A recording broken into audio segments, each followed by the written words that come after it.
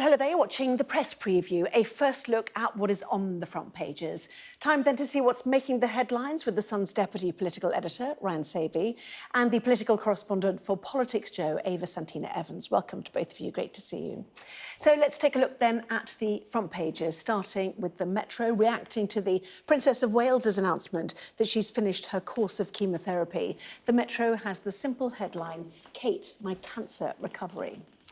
The Telegraph also quotes the Princess of Wales on her recovery journey. They've gone with the headline, "I want to stay cancer-free." The Daily Mail also leading on the Princess of Wales, sharing plans to make a slow return to public duties. The Express reports the Princess of Wales is humbled by support from the public after finishing a course of chemotherapy. The Princess of Wales says her path to healing is long. That's the lead for The Sun. Also on the Princess of Wales's gentle return, the Daily Star have gone with the headline, "Smiles Better." According to the Eye, 770,000 pensioners would lose out on winter fuel payments if the government's plan to restrict them goes ahead. The Guardian reports the Prime Minister is defiant on winter fuel on the cut as MPs prepare to vote. And dozens of Labour MPs are set to rebel over the winter fuel payment. That is also in the Times. Well, the Financial Times reports that the former president of the European Central Bank, Mario Draghi, is calling for €800 billion worth of new investment to allow EU economies to compete with the US and China. Well, a reminder, by scanning the QR code that you'll see on screen during the programme, you can check out the front pages of tomorrow's newspapers while you listen to our guests. Let's head straight to Ryan and to Ava. Welcome to both of you. And, kicking off, obviously, with the amazing video released by the Princess of Wales showing her husband and her family in Norfolk in the summer. Tear-jerking, Ava, you might say, but showing great affection between the family and for herself, great humility as well, with cancer being that, that awful leveller. Yes, well, we haven't heard from the Princess of Wales in quite some time, and this video now has explained why we haven't heard from her, because she has been recovering. And this was a video that was shot, as you said, in Norfolk with a local videographer, and it featured her family and her husband.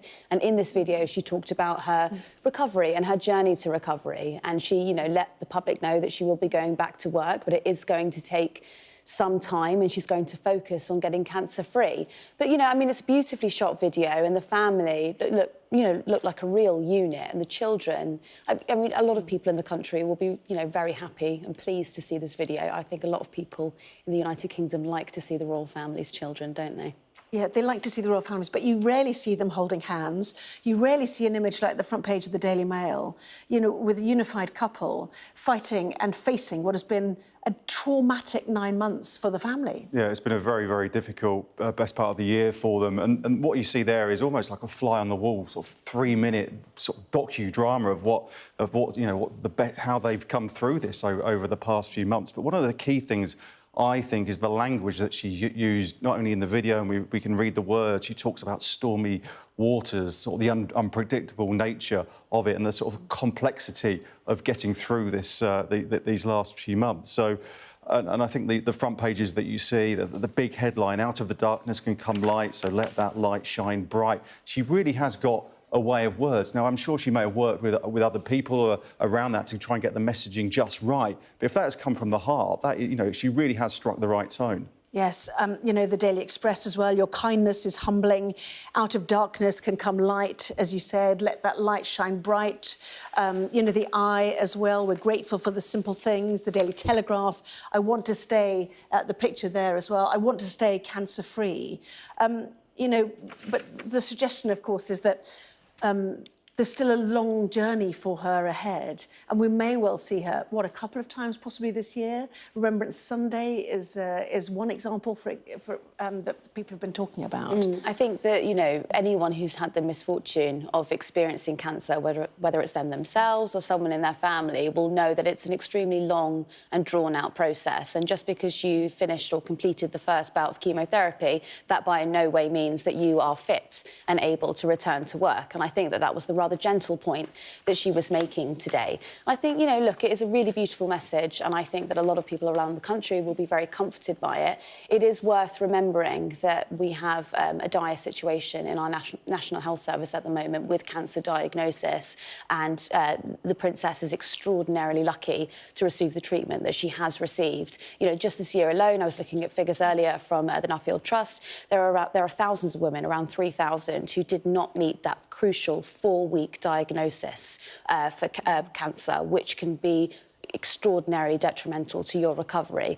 And I think this message is wonderful. It's on every single paper. I'd love the government to take from this a real drive to fix cancer treatment in this country. Yes, and the suggestion from her that those still facing cancer treatment, you know, I'm with you side by side, hand in hand, the sense that they can offer each other support effectively. She's had support from members of the public, and it goes two ways. We still have questions, obviously, about what sort of cancer she has, what stage in her treatment she's through. We won't find out that information, obviously. And in a sense, they touch more people with cancer by not revealing, both her and King Charles III, what sort of cancer they have. Yeah, I think one of the things that this does is offer great hope for a lot of people. And I think you contrast this with 9 months ago when she made that sort of very emotive statement where she said that she'd had surgery. And I just think, you know, the whole country would be sort of willing her on and, you know, really looking forward to her, whether she appears at the Cenotaph in November. There's talk of her also that she has this Christmas carol service, I think, at Westminster Abbey. So if she can make a couple of appearances before the end of the year, I think that, you know, a real heartwarming story for the public and for her and her family. Yes, indeed, and everyone willing her on. You know, contrast in a sense the start of the year, all the questions about where she was, why William didn't turn up at a formal event, the conspiracy theories that surrounded it, the edited video. I mean, it was a difficult start until she gave that video with the news of her diagnosis, wasn't it? It was a very ugly time to be on social media around that, you know, that time when the conspiracy theories about her whereabouts began to develop. And I think, you know, they got taken on by America largely and users of social media in America, and they spun out of control. And actually, when she first released the initial video where she looked down the barrel of the camera and explained that she had this diagnosis, it was a huge shock to the country, and I think a huge shock to many people who had been engaging in those conspiracy theories. And one thing I think the Palace have actually done well, they can actually see where there's, you know, it's like signposted, you know, there's an issue here with her, you know, coming out of the chemotherapy. So they've seen that 2 or 3 weeks hence. And they thought, well, actually, let's get the video to actually control the story. Because when there was that picture of her at the garden centre, it was just, you know, so everything was surrounded by mystery. But at least they've been in control. You know, everyone talks about being in control of their own story these days and being in control of their own narrative. And this is exactly what they've done. And I think they've almost had to do because they're such a big phenomena that they have to take control themselves. And just finally, you know, beautiful film done by a local videographer. Back in 1969, there was a documentary about the royal family, and Prince Philip was so aggrieved by it. You know, these films are very rarely made now. You know, is this a new style? Is it a modern royal family? You know, what did you make of the stylistic touches in this, Ava? I mean, stylistically, it's extremely personal. I mean, there's points of it where the children are fiddling with the camera. You can see that they're actually touching the lens of the camera and they're asking, you know, they're joking, is this thing on? It's extraordinarily personal, and it's a real look inside their family unit. And there's certain parts with William where I don't think we've actually seen him look that relaxed in quite some time, and you're really seeing him as part of the family unit, which is an extraordinary insight that we don't normally have. I was actually struck when you had, I think it was the Middletons in the kitchen. I think you see Michael Middleton and they're playing some sort of board game. You can't really imagine King Charles doing that with the rest of the family, but you can see how William is just trying to have as much of a normal life as he possibly can, and how comfortable he feels in the presence of his in-laws. And taking nurture from nature as well, which is quite clear. Somebody says the dog's in it. I still haven't spotted the dog, but we will keep looking, certainly. Let's move on to politics, shall we? Ryan, I know you were outside the Parliamentary Labour Party when there was thumping on the tables for Rachel Reeves. The challenge, though, remains about the winter fuel payments to most pensioners. Yeah, it was quite a difficult... it could have been quite a difficult situation for Rachel Reeves. She had to try and spell out to tell her side of the story of how she wants to stop these winter fuel payments. Lots of MPs, their inboxes have been absolutely full with complaints from their constituents. But she seemed to tell a pretty good story that the only way to fix the economy and fix those foundations of the economy is has taken those sort of tough decisions now. And one of those tough decisions that she believes is by stopping the winter fuel payments for about 10 million pensioners. Now, there is a lot of anger about this, and I think we'll see a lot of this tomorrow when it comes to the vote. But what they're trying to do is just set out their stall and explain why they're doing it. Well, she said to the Labour Party, "I'm not immune to the arguments that many in this room have made. We considered those when the decision was made." But when did you consider it exactly? In the 25 days after the election, before you made that announcement? Or had you already thought about doing it when it was not mentioned in your manifesto that you would keep it? I mean, there feels like there's an honesty gap here, isn't there, for people? And that's why people are so aggrieved by this. I think their cover is that there was a financial black hole of sorts. Rachel Reeves then told Treasury officials to go away and tell her exactly how much that financial black hole was, and they came up with the number of 22 billion. Now, some people would say that a lot of that was taken up with the public sector pay rises, and she was given a choice. Choices of taking away winter fuel allowance are given to pretty much every single chancellor since it came in. But she has decided that this is the choice she's going to make, and she feels that to look tough, that she can. That's one of the decisions she has to make. Ava, running out of time. I'm sorry, there was the breaking news earlier. Only about 1.32 million people claim pension credit, those who will still receive the winter fuel payments. The government has launched a campaign to improve take-up. That means 60% of the total eligible only take it. So there's a lot of people who are missing out on that. We'll talk more, no doubt, about that still to come. Lots more on the students going into long-term sick leave straight out of university. Back in a moment.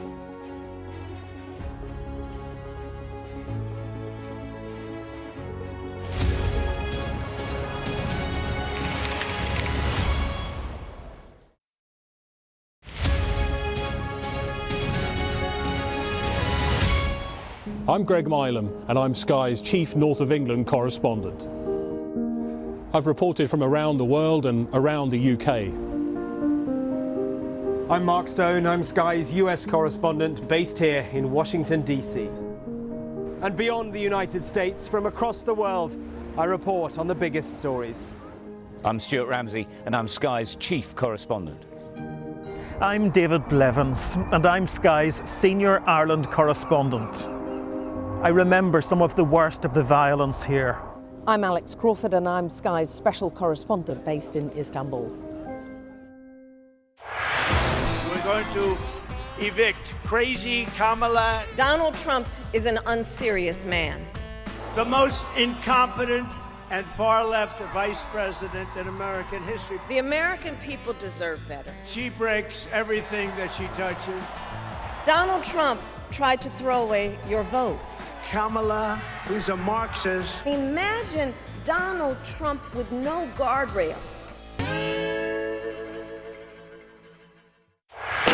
They have breached the road. There is a lot of gas being fired all around us.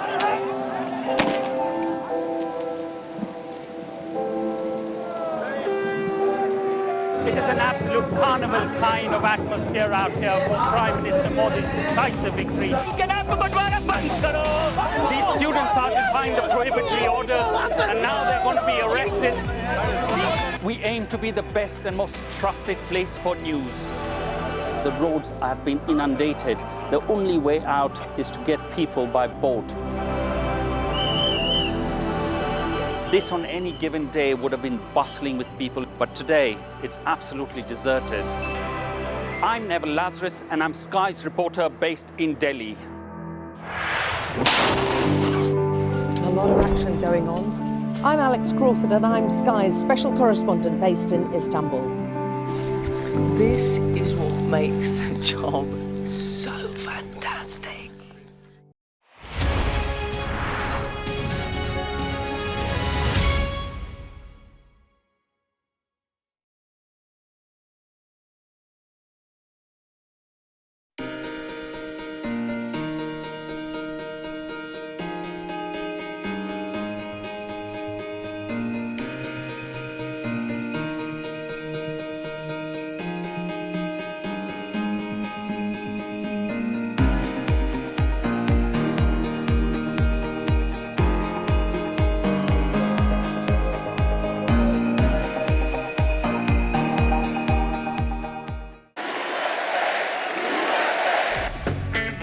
way, bring it on. With America divided and tensions running high, get ready for an election like no other.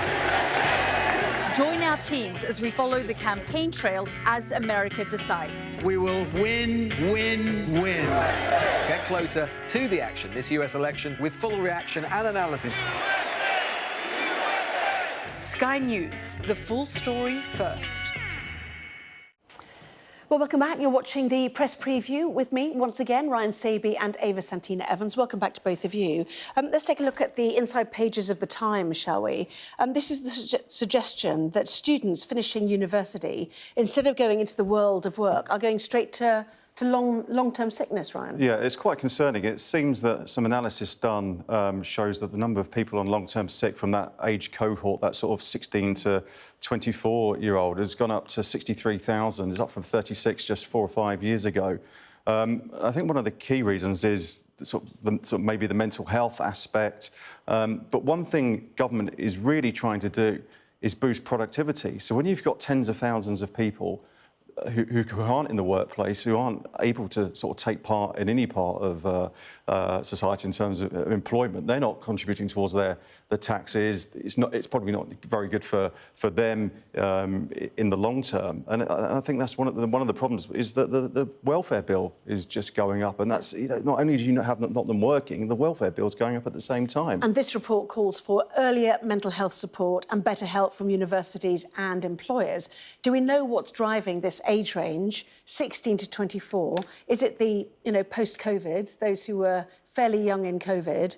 Is it the pressure of social media? Is it the pressure of work? Is it the pressure of paying for a university education? I mean, I suppose all of that is part of the problem. I think it's fair to say it's a culmination of all of those. But yeah, this report says that it certainly has accelerated after COVID, and definitely the COVID generation of students, so students who went into university during the pandemic or found themselves taking their courses during the pandemic, they were unable to receive adequate medical treatment while they've been there, and they've gone straight onto long-term sickness. And the problem that you've got in this country at the moment is that, if you've got a very severe mental health condition, if you're a threat to yourself or you're a threat to others, then you can be looked after, you can be accommodated by the system. But if you need, say, talking therapies or you need counselling, there isn't the availability of staff to look after you, quite simply. And so you might get put onto medication as a short-term solution while you wait sometimes 18 months to receive treatment. And those will be the quote-unquote economically inactive people that we're talking about here. Yes, and diagnoses of conditions like ADHD, autism can take years as well to come. Very quickly, Antony Blinken, we know, is coming, but the European Union governments must spend big on joint defence projects because they can't rely anymore on the US for their security. Yeah, it seems that the European states really are going to have to sort of team up, sort of individually, maybe come up with smaller packs to actually come up with some sort of defence initiative. But one of the we talk about, United Kingdom not being able to rely on the United States. We've got Keir Starmer going over to America this week, so we'll watch out for that. Absolutely, yeah. Antony Blinken comes here, he goes there. Lots of coverage on that to come. Both of you, Ryan and Ava, thank you both very much. See you for more in the 11, obviously. Here's the weather now. Well, we have rain, then showers spreading south tomorrow with noticeably colder air moving in. It'll turn milder again on Friday. A rather cool, windy start, prolonged heavy rain and coastal gales in the far north. Showery outbreaks for other northern and central parts. South looks mostly fine. The morning will see showery rain spreading into central England, central Wales and the south of Ireland, with more scattered blustery showers following. Well, coming up next on Sky News at 11, all the details of the Princess of Wales's deeply personal video with her family announcing she's completed her chemotherapy.